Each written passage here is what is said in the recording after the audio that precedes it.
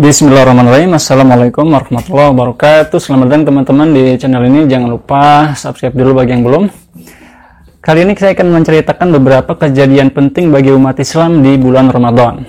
Nah, yang pertama adalah apa kira-kira? Yang pertama adalah Perang Badar, teman-teman sekalian. Nah, Perang Badar ini terjadi pada tahun 2 Hijriah yang merupakan perang besar pertama dalam sejarah Islam di mana umat Islam berperang melawan kafir Quraisy. Terjadi pada tanggal 17 Ramadan tahun 2 Hijriah. Nah, pada perang tersebut umat Islam yang jumlahnya sangat sedikit, sekitar 300 orang, dalam beberapa referensi 313 orang, menghadapi pasukan kafir Quraisy yang sebenarnya tadinya mereka akan dicegat. Jadi umat Islam ingin mencegat rombongan dagang kafir Quraisy, namun ternyata mereka pindah jalur, kemudian meminta bantuan dari orang-orang kafir yang ada di Mekah, sehingga pasukan mereka menjadi berjumlah 1000 orang. Teman-teman sekalian, karena jumlah yang sangat tidak seimbang, maka Rasulullah dalam perang tersebut mengerahkan semua doa yang beliau bisa. Maka di malam sebelum perang, Rasulullah tidak tidur sampai pagi. Beliau masih saja berdoa meminta pertolongan dari Allah Subhanahu wa Ta'ala. Maka hingga pagi hari bahkan beliau tidak berhenti berdoa. Ketika perang sudah dimulai, bendera perang sudah berkibar, beliau tetap berdoa. Dan salah satu doa beliau adalah Rabbi atini ma wa'atani, ya Tuhan berikan kepadaku apa yang kau janjikan. Wa in tuhlik hazil ummah la tu'ambat fil ard, begitu kata beliau dalam sebuah hadis riwayat Muslim. Jika engkau hancurkan pasukan ini, maka tidak akan ada yang menyembahmu di bumi, begitu kata Rasulullah. Maka Allah Subhanahu wa Ta'ala menjawab doa beliau, maka beliau pun diberikan bantuan 1000 malaikat sebagaimana difirmankan oleh Allah di dalam surat Al-Anfal. Istastaghitsuna rabbakum fastajaba lakum anni mumiddukum bi alfin minal malaikati murdifin. Ketika kalian meminta bantuan kepada Tuhan kalian, maka aku jawab panggilan kalian, aku kirimkan kepada kalian 1000 malaikat. Maka dengan bantuan 1000 malaikat, kafir Quraisy dapat dikalahkan. Dan ini menjadi perang pertama yang menjadikan penentu bahwa ternyata umat Islam memiliki kemampuan yang luar biasa dan menjadi kekuatan yang disegani dan berpengaruh di Jazirah Arab. Selanjutnya, perang yang selanjutnya adalah Fathu Mekah yang terjadi pada tahun 8 Hijriah pada tanggal 20 Ramadan. Kejadian ini merupakan sebenarnya tidak terjadi perang fisik, karena sebelumnya pada tahun 6 Hijriah terjadi yang disebut dengan perjanjian Hudaybiyah. Dalam perjanjian tersebut yang terjadi tanggal 6 Hijriah, Rasulullah dan para sahabat yang tadinya hendak melakukan umroh dicegat oleh pasukan Khalid bin Walid, oleh pasukan kafir Quraisy. Saat itu Khalid masih kafir. Hingga kemudian singkat cerita Rasulullah dan para sahabat memutuskan untuk berunding. Mereka mengutus sahabat Utsman kemudian berunding hingga akhirnya orang-orang kafir Quraisy mendatangi Rasulullah dan berunding di Hudaybiyah. Hudaybiyah ini tempat mengambil mikot sebelum mereka masuk untuk melaksanakan umroh. Dan singkat cerita di perjanjian Hudaybiyah, Rasulullah melakukan gencatan senjata dengan kafir Quraisy selama 10 tahun. Dan salah satu poin dalam perjanjian adalah jika kafir Quraisy mereka mau masuk Islam dan hijrah ke Madinah, mereka harus izin kepada wali mereka.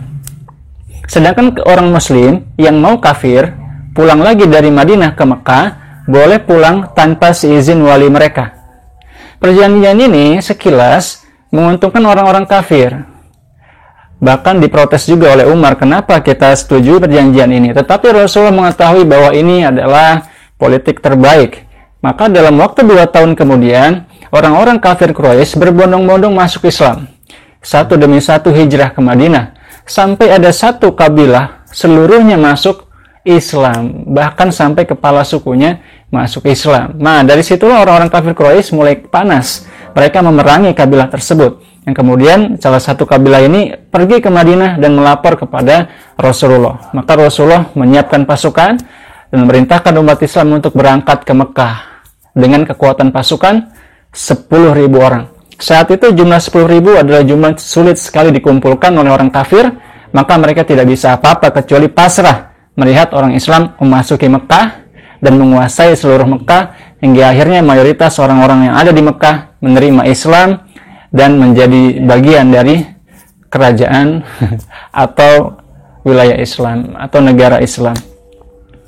Selanjutnya hadirin sekalian adalah peristiwa penaklukan Andalusia yang terjadi pada tahun 92 Hijriah. Kejadian ini terjadi di masa Walid bin Abdul Malik.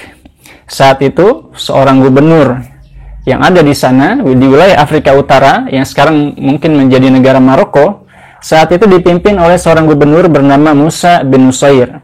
Beliau memiliki seorang jenderal yang asli Afrika Utara dari suku Barbar namanya Tariq bin Ziyad. Mereka berdua ini mendapatkan kabar dari Eropa Barat, dari Spanyol, bahwa mereka membutuhkan bantuan untuk mengusir pasukan Jerman. Maka singkat cerita, orang Muslim membuat pasukan, membentuk pasukan, dan saat itu orang Muslim harus menyeberang Selat Gibraltar. Maka mereka menyiapkan beberapa perahu besar untuk mengisi Selat Gibraltar. Setelah mengirim pasukan yang pertama untuk mengintai dan mensurvei lokasi, selanjutnya Tariq bin Ziyad berangkat sendiri bersama Musa bin Nusair dengan pasukan yang cukup besar. Maka mereka berangkat ke sana, dan ada sebuah legenda ya diceritakan bahwa Tariq bin Ziyad setelah sampai di tanah Spanyol, beliau membakar perahunya. Kenapa? Agar orang-orang Muslim memiliki niat kuat untuk tidak pulang sebelum menang. Nah, karena pasukan kurang, mungkin selanjutnya dikirim pasukan tambahan. Dan singkat cerita, dalam waktu cukup singkat, hampir semua wilayah yang ada di wilayah Spanyol dan Portugal berhasil dikuasai, sehingga di sana menjadi peradaban Islam baru yang disebut dengan Andalusia, dengan ibu kotanya di wilayah Cordoba, yang tetap menjadi wilayah umat Islam sampai nanti dikuasai kembali oleh pasukan Katolik di tahun 1492 Masehi. Dan peradaban Islam telah ada di sana lebih dari 700 tahun, hampir 8 abad. Dan sampai sekarang masih banyak di sana benteng-benteng, istana-istana, pemandian, dan peninggalan-peninggalan Islam lainnya, termasuk perpustakaan besar yang nanti menjadi inspirasi dari kebangkitan Eropa di sekitar abad ke-15, 16, dan 17, dan seterusnya. Selanjutnya adalah peristiwa Amoriah. Peristiwa ini terjadi di tahun 223 Hijriah. Amoriah adalah sebuah kota yang saat itu masih menjadi wilayah kekuasaan Romawi. Peristiwa ini terjadi di masa Daulah Abbasiyah, di masa pemerintahan Khalifah Al-Mu'tasim Billah, anak dari Harun al-Rasyid, dari selir orang Turki. Jadi beliau ini blasteran Arab Turki. Mu'tasim mendengar kabar bahwa ada seorang perempuan tua muslimah di wilayah Amoriah yang dizolimi. Kemudian dia berteriak, "Ya Mu'tasimah," katanya, "wahai Mu'tasim." Maka serta-merta Mu'tasim Billah menyiapkan pasukan besar yang begitu panjang, sampai dikatakan panjangnya itu sampai dari Baghdad ke wilayah Amoriah, yang dengan kekuatan besar tersebut berhasil membuka kota Amoriah yang merupakan salah satu kota paling kokoh, paling kuat dengan pertahanan terbaik yang dimiliki oleh Romawi, berhasil dikuasai, dibuka, dan menjadi bagian dari wilayah Islam. Ini adalah salah satu peristiwa yang sangat bersejarah dan membanggakan bagi umat Islam. Nah, setelah itu kemudian adalah satu peristiwa yang terjadi di masa Daulah Mamlukiyah, yaitu disebut dengan peristiwa Ain Jalut. Nah, peristiwa ini terjadi di sekitar abad ke-7 Hijriah. Apa itu peristiwa Ain Jalut? Peristiwa Ain Jalut ialah peristiwa di mana umat Islam harus menghadapi pasukan Mongol yang telah berhasil menguasai banyak sekali wilayah Islam. Bahkan mereka berhasil meruntuhkan Daulah Abbasiyah dan menguasai Baghdad dan juga wilayah-wilayah di sekitarnya seperti Syria, Iran, dan lain sebagainya. Ketika mereka berangkat ingin menguasai wilayah Mesir, maka orang-orang di Mesir saat itu sedang dipimpin oleh seorang Sultan Ayyubi, Daulah Ayyubiyah yang masih kecil. Maka umat Islam bermusyawarah dan bersepakat untuk memilih pemimpin yang baru, raja baru. Maka dipilihlah seorang jenderal yang sangat kuat, dianggap paling kompeten, bernama Saifuddin Qutuz. Beliau inilah yang kemudian memimpin pasukan Mesir dari Kairo berangkat menuju Ain Jalut. Ain Jalut ada di Palestina. Jadi ini adalah titik temu antara Baghdad dan Mesir, mereka pasukan Mongol dan pasukan Muslim bertemu di Ain Jalut. Pasukan Mongol yang dikatakan tidak mungkin dikalahkan dan berhasil menciptakan sebuah kekaisaran yang sangat luas saat itu, merupakan kekaisaran terbesar di dunia, menguasai sekitar sepertiga dunia, terbentang dari ujung Cina sampai wilayah Eropa Timur sampai ke wilayah Timur Tengah. Saat itu mereka sangat berkuasa, tetapi ternyata alhamdulillah dengan izin Allah umat Islam berhasil mengalahkan pasukan Mongol, dan setelah itu orang-orang Mongol berhasil diusir kembali ke wilayah mereka. Oke teman-teman sekalian, selanjutnya adalah peristiwa Perang Sita Oktober, perang tanggal 6 Oktober yang terjadi di tahun 1390.